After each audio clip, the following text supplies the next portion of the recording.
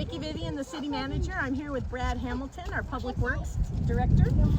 We're here to say, come on down, grab your sunscreen, get some towels, come on down to the splash pad. We're doing a sneak peek opening today from 2 to 8, but I want to remind everybody about the rules. So we're asking people to stay off the grass, stay off the seated area that's blocked off. We need to use the access point here by these handicap parking spots so we don't track any mud or dirt into the system.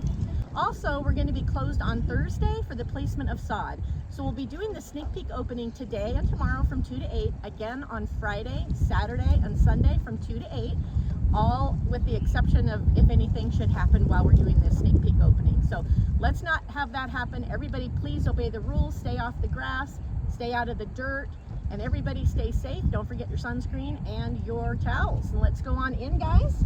Here's the access point. We're gonna have Brad. Thank you to the Parks Department, the Public Works Department. They've been fantastic, working so hard on this project. So Brad's gonna get to do the honors of turning on the water. Here we go. Come on, guys. Come on.